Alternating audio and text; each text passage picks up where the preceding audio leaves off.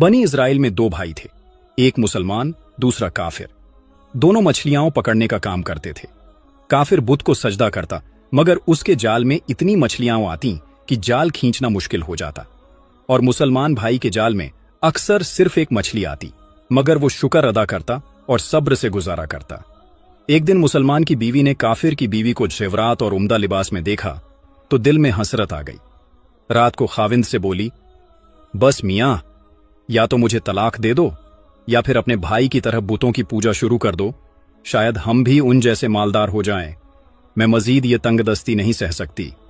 शौहर ने नरमी से जवाब दिया, ईमान बेचकर दौलत लेना घाटे का सौदा है, लेकिन अगर तू इतना ही मजबूर है तो मैं कल से मजदूरी करूंगा और रोजाना तुझे 2 सोने के सिक्के लाकर दूंगा।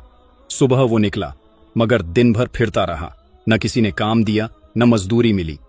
मायूस होकर दरिया किनारे बैठा और शाम तक रब की इबादत में मशगूल रहा। घर आकर बीवी से कहा, आज मैं बादशाह की खिदमत में था। उसने कहा, अगर 30 दिन काम करूं फिर जो भी मांगोगे वो मिलेगा। वो बादशाह बड़ा करीम है, उसके खजानों की कोई हद नहीं। बीवी ने मान लिया। शौहर हर रोज इबादत करता रहा 29 दिन तक। 30वीं रात बीवी ने 2 टुक कहा, सुनो, अगर कल कुछ कमा कर न लाए तो मुझे तलाका दे देना। अगली सुबह शौहर एक यहूदी के पास गया, जो मजदूरी तो दे रहा था मगर खाने का इंतजाम नहीं था।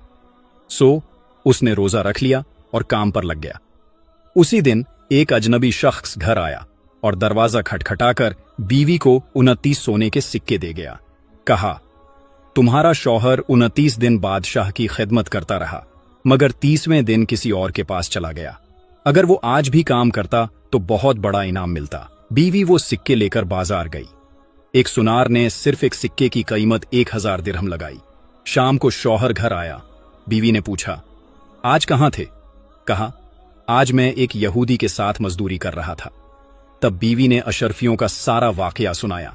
शौहर ये सुनकर रो पड़ा, इतना रोया कि बेहोश हो गया। जब होश आया तो कहा, अफसोस, मैंने बादशाह दो जहां यानी रब्बुल आलमीन की खिदमत छोड़ दी।